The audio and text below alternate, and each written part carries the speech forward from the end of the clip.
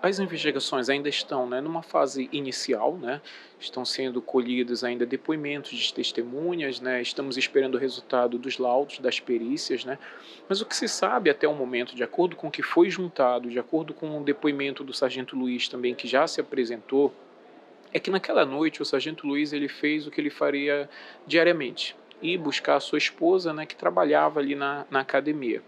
E naquela noite, quando ele saiu de casa, ele foi caminhando, ele percebeu que a aproximadamente uns 150 metros da academia havia um indivíduo, um homem, né, em cima de uma moto. A moto não tinha placa. Aquele indivíduo vestia luvas e vestia uma balaclava também, cobrindo o seu rosto, né? E também estava de capacete. Então o sargento Luiz já desconfiou que poderia acontecer ali um assalto, poderia acontecer algum crime, né, alguma violência. E ele parou na frente da academia, como ele sempre ficava, né, esperando a sua esposa sair, mas também observando, né, se aquele indivíduo iria abordar alguém, iria assaltar alguém, cometer alguma violência, né. Então as imagens mostram que as pessoas começam a sair da academia, né, já a academia já estava se aproximando do horário de fechar, e aquele indivíduo não fez nada. Mas quando o personal ele sai da academia, ele entra no carro, então alguns instantes depois, né, aquele indivíduo na moto se aproxima e saca um revólver, né? Naquele instante, o sargento Luiz acompanhando, assistindo aquilo, né, e as pessoas que estavam ali também assistindo aquilo, algumas delas gritaram: é um assalto. E é nesse momento, né, que o sargento Luiz, então, ele se dirige até ali, né, aquele local, à frente da academia, e ele efetua alguns disparos, né, de arma de fogo. Então, o que a investigação nos mostra até agora é que é um caso de legítima defesa de terceiros, né, porque o sargento Luiz ele agiu acreditando que se tratava de assalto, né? A investigação ainda vai mostrar se realmente se tratava de assalto ou se havia algum conflito entre o agressor, né, que hoje se sabe que é um policial militar, o R. Alves, e o personal trainer, né, que conhecido por Beto, né, carinhosamente. Então a investigação vai mostrar isso, mas aparentemente ali se tratava de um assalto, né? Então o sargento Luiz naquele momento ele se manifesta ali, ele dispara, né?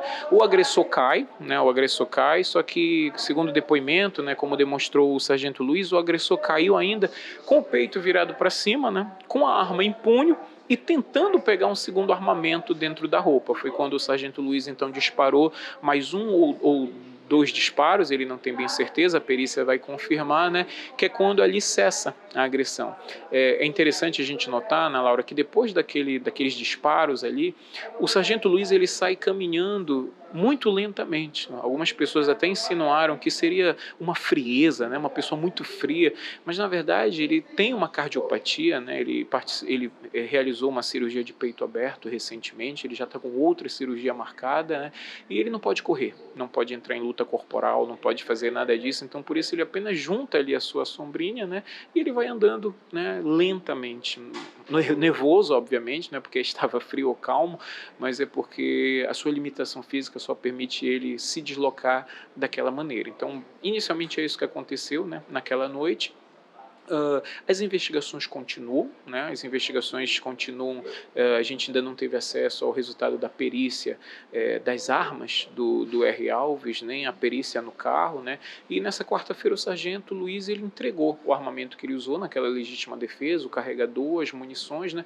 Para que também venham a ser periciadas e no momento a gente está aguardando o resultado dessas perícias. A perícia, né, Ana Laura, ela traz a verdade real do que aconteceu.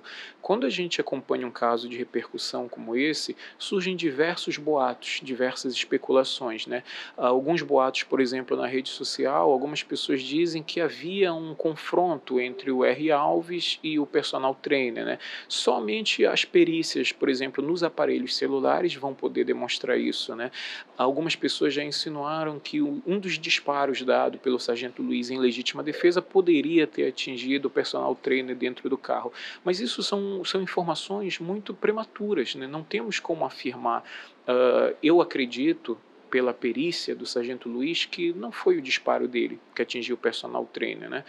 Porém, eu seria leviano em dizer que não há nenhuma possibilidade de que ele tenha atingido. Somente a perícia realmente vai poder trazer a verdade real, trazer a dinâmica dos fatos, né? Eu, enquanto defesa do sargento Luiz, Eu não me atreveria a especular os motivos do policial R. Alves e nem também se havia ou não havia confirmação de outros boatos de traições ou de coisas dessa natureza. Eu não me atreveria a tocar nesse assunto, a especular esse mérito que realmente compete à autoridade policial fazer isso. Mas é por isso que a perícia ela é tão importante, porque aquilo que está apenas no campo das especulações, nas redes sociais, nos comentários, nas redes né, de conversa ali, nas mesas de bares, elas só vão ser esclarecidas pela perícia, que vai explicar para a gente qual foi a dinâmica ali, por que o R. Alves estava ali, né, quantos disparos foram dados, no carro o posicionamento, né, do corpo, se houve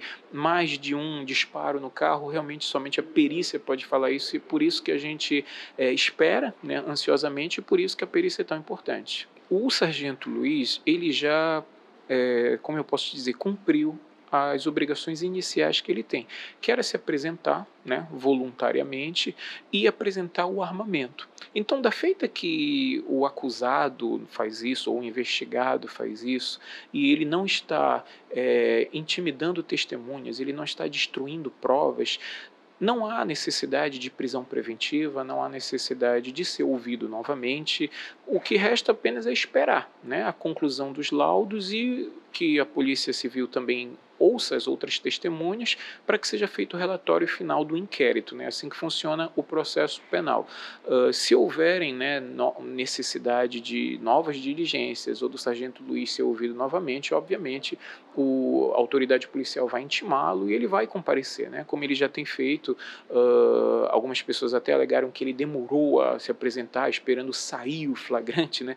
Na verdade, não havia um flagrante, já que ele agiu em legítima defesa, ele não cometeu um crime, ele agiu na legítima defesa de terceiros, e a verdade é que eu, como advogado dele, estava viajando, ele estava esperando eu retornar da viagem para se apresentar, que foi o que a gente fez, né? Na quarta-feira eu cheguei e imediatamente a gente foi se apresentar. Mas da parte dele, ele cumpriu as suas obrigações iniciais, né? Não há necessidade de prisão preventiva ou qualquer coisa dessa natureza, porque ele está colaborando com toda a investigação, ele está colaborando com todo o inquérito e resta agora esperar, aguardar a perícia, os laudos e o relatório do inquérito.